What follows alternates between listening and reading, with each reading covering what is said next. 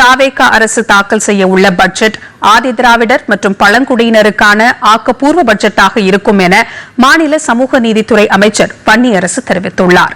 ஈரோடு மாவட்டம் பெருந்துறை சிப்காட்டில் கட்டப்பட்டு வரும் தாட்கோ தொழிற்கூட பணிகளை அமைச்சர் வன்னியரசு இன்று நேரில் ஆய்வு செய்தார்.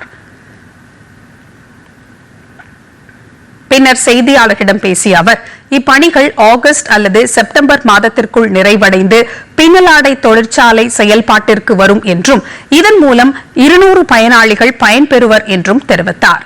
கடந்த 20 ஆண்டுகளாக இந்த திட்டம் பயன்பாட்டிற்கு வராததற்கு கடந்த கால ஆட்சியாளர்களே காரணம் என குறிப்பிட்ட அவர், தற்போது மீதமுள்ள பணிகளை விரைந்து முடித்து 100% விண்ணப்பங்களை பெற நடவடிக்கை எடுக்கப்பட்டு வருவதாக கூறினார். மேலும் சமூக நீதித்துறையின் பெயர் மாற்றம் குறித்து தாம் சார்ந்துள்ள விடுதலை சிறுத்தைகள் கட்சி தலைவர் திருமாவளவனின் கருத்தையே தாமும் ஆதரிப்பதாக கூறிய அமைச்சர், வரவிருக்கும் பட்ஜெட்டில் ஆதி திராவிடர் மற்றும் பழங்குடியின மக்களின் முன்னேற்றத்தை உறுதி செய்யும் வகையில் விடுதி மாணவர்களின் உணவுத் தொகை உயர்வு மற்றும் அம்பேத்கர் கல்வி உதவித்தொகை உயர்வு போன்ற ஆக்கப்பூர்வமான அறிவிப்புகள் வெளியாகும் என உறுதியளித்தார்.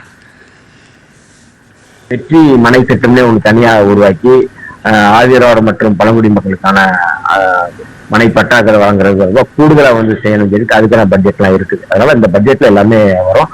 ஒரு ஆக்கப்பூர்வமாக விரிவுபடுத்தப்பட்ட வளமைப்படுத்தப்பட்ட செழுமைப்படுத்தப்பட்ட பட்ஜெட்டாக இந்த மக்களுக்கு இருக்கும் அப்படிங்கிற ஒரு நம்பிக்கையை நம்ம